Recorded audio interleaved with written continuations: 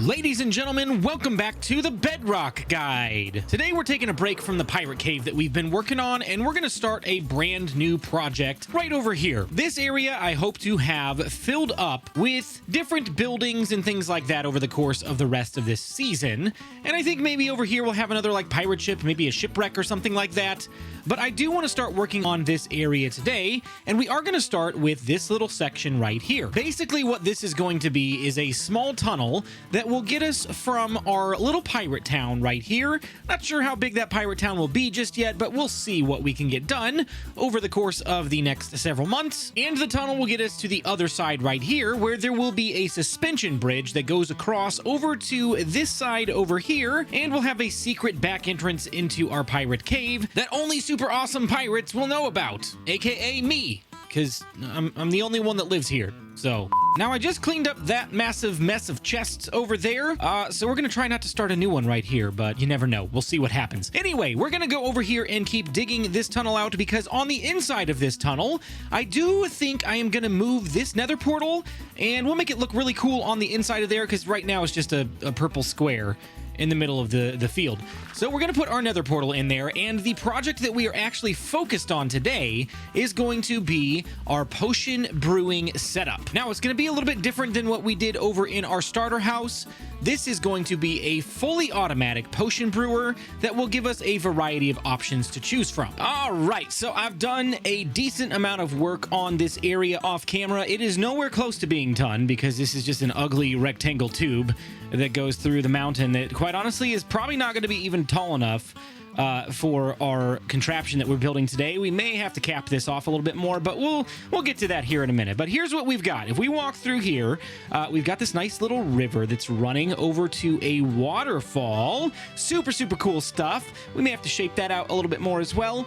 Over here, we're going to put our nether portal somewhere buried back into the wall. We'll make it look nice and cool. And then over here, this little room back here, behind this little pond, is going to be hidden by a waterfall at some point, probably during today's video. We might do a time lapse or a montage or something of working on this area, just so you can see some of the progress and not have like a giant jump cut every single time. But this area right here is going to be our automatic potion brewing station setup. So I've divided it on two sides. So we got 1, 2, 3, and 4, and we've got 1, 2, 3, and 4. And the reason that we divided these into a group of 4 and another group of 4, 8 different modules for our potion brewing station, is because we are going to try to brew 8 different potions. There are more different potion varieties than that in the game, especially when you count the modifiers like splash potions or lingering potions, things like that.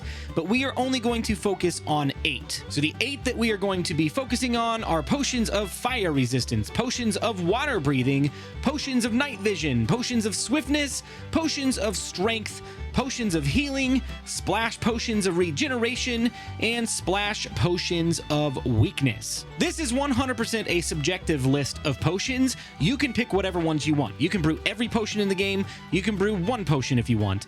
This is completely up to you. These are the potions that I think I will use the most, and I don't really want to waste a whole lot of time adding modules for potions I think I will never use. So like Potion of Turtle Master, I don't see myself using it. Plus I killed turtles by accident anyway, so who needs them? So in order to get this started, we're going to go ahead and dig this space back a little bit more, and we're going to dig it up a little bit more as well. And we're going to count 1, 2, 3, 4, 5, 6, and I believe that's 7 right there. So yeah, what did I tell you? This is going to be poking right out of the top of this hillside.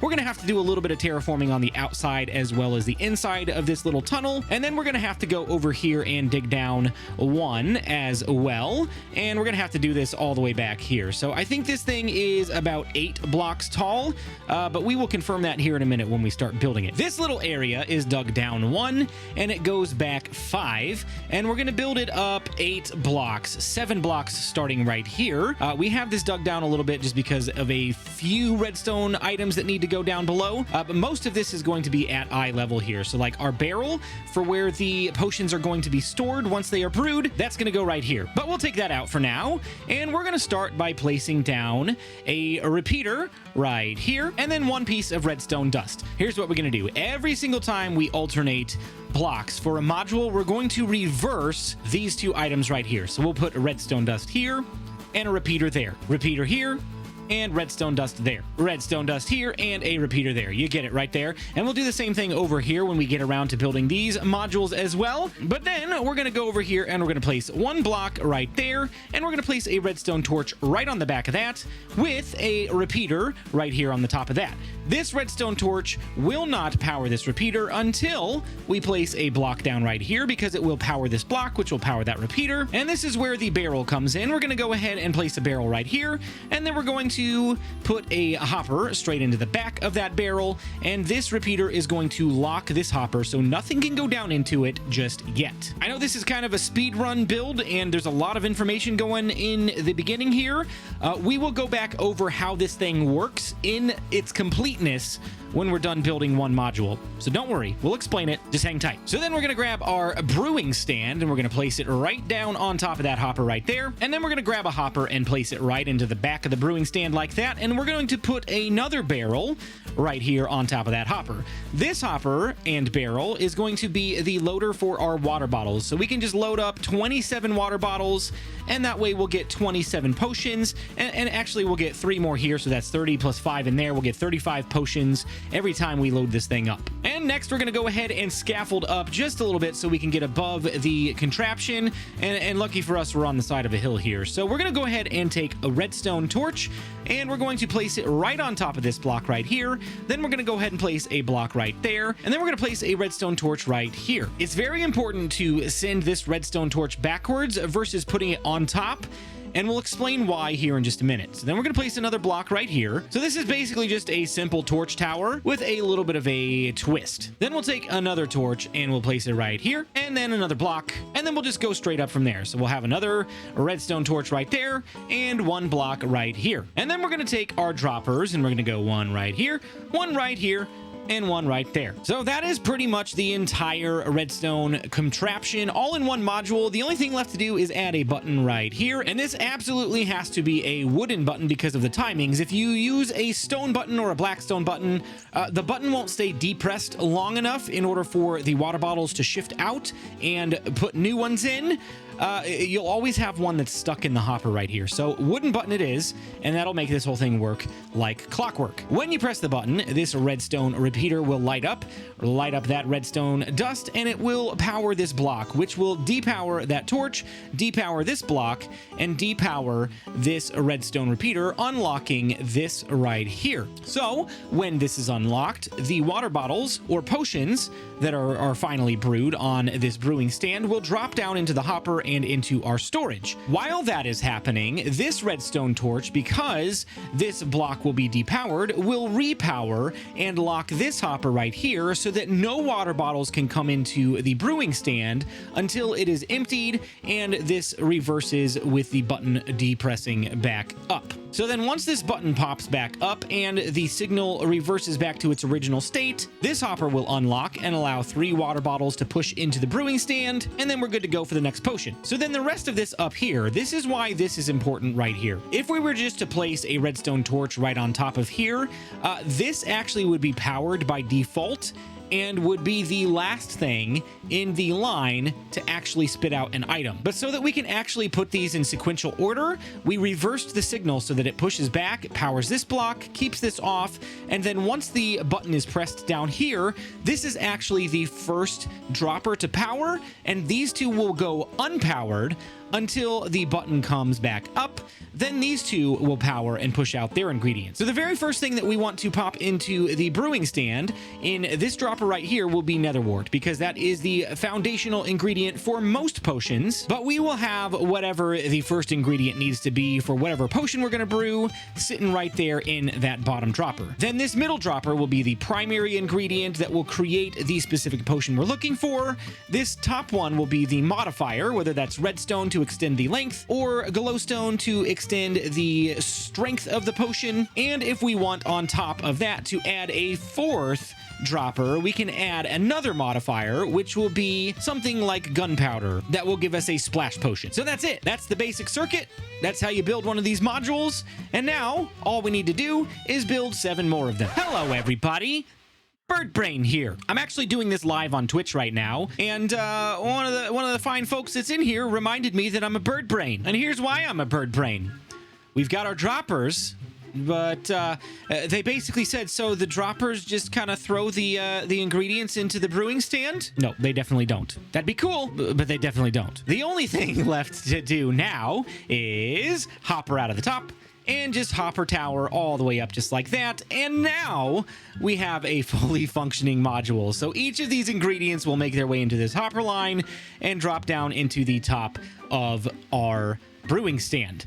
Now, something to explain about brewing stands. They're very similar to the way that furnaces work. So the top is going to be your ingredients. This side right here will be our water bottles. And then if you do it on the opposite side, that will actually load up your blaze powder. So yeah, there's a few different ways that you can put inputs into this thing automatically. We're going to load blaze powder manually because it does last for a decently long time. And again, just to keep this thing small and simple for everybody, it's not something I felt the need to automate and have stacks upon stacks upon stacks of just sitting in storage. Okay, again, it's great that I'm doing this on stream because we have people that are way smarter than me giving me tips on how to build my own contraption here. So thanks to Scott Nothing, we don't actually need a separate hopper for blaze powder. We can just put it in with water bottles. But you got to make sure that you do have a slot in the hopper for blaze powder. So for example, we're going to go ahead and put 3 water bottles in there. They will not go into the brewing stand. They'll just kind of chill there because this is already full of 3 water bottles. And then if we go ahead and just load up the last spot here with blaze powder, let's pretend like we've got a full stack plus.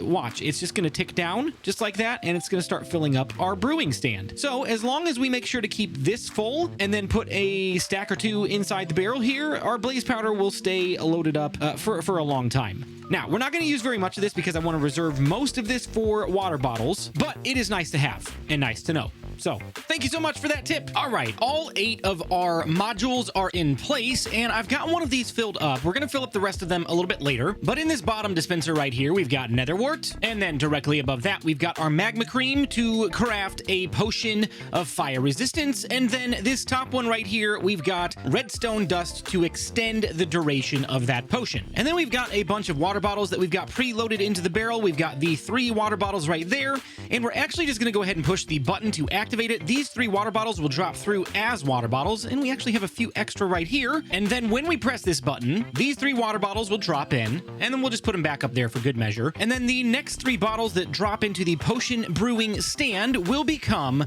fire resistance potions. So let's go ahead and test this out.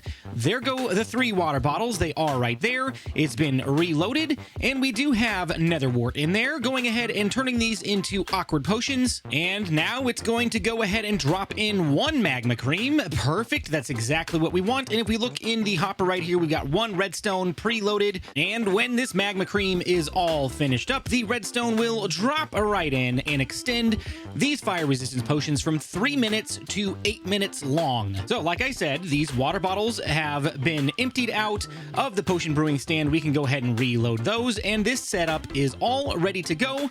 We can go ahead and press the button. We will have 3 fire resistance potions drop into our barrel, and we'll have 3 more already brewing up. This thing is perfect. I absolutely love it. We need to fill the rest of these up, but we're not going to do that just yet. We're going to go out here, and I'm going to spend a little bit of time decorating this area because I don't want it to sit like this. We want it to look nice, and we're going to get it done.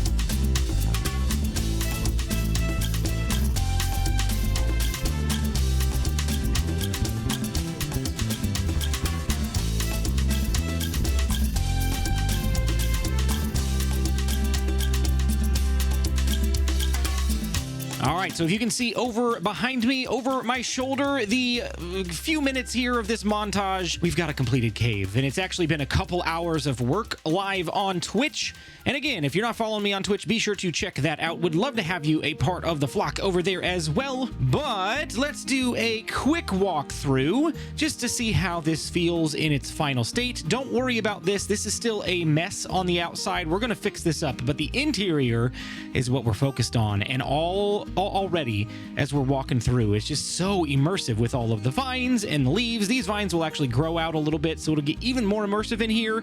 We got the texture variation. We got the nice little waterfall hiding our room. You can still see that there's something back there, but if you're just kind of passing through, you're not really even going to know that that's there. And then we've got the lanterns hanging to give this a bit of atmosphere at night, but they're not so in your face as to be noticeable. They're just kind of hidden up there, and there's a few off to the side like that and that and that. But then here's where the fun happens. We can come over here and do a little bit of lily pad parkour and go on into our pirate cave, where we've got our gold. We've got some extra barrels to store some things in. Maybe we store excess potions or water bottles in here so that we can quickly refill or quickly grab and go. But guys, the droppers on all of these are not fully filled up just yet. I do have some work to do on that, but that's going to have to be in between episodes because we are running out of time. I do have a little refilling area here that we can easily access the droppers, but I think that's where we can go ahead and call it an episode. But guys, that is going to do it for today's video. I hope you enjoyed learning how to build an automatic potion brewing setup. There are a lot of different ways that you could go with this, and I'm really excited with how this turned out. I am going to be trying to get these potions filled in between episodes so that this will be fully functional by the next episode, and we can start using this for our adventures and for our builds. Thank you so much for watching. Leave a comment in the comment section, leave a like on the video if you haven't already, and subscribe so you don't miss any more guide content just like this. But thank you so much for watching, and we'll see you in the next one.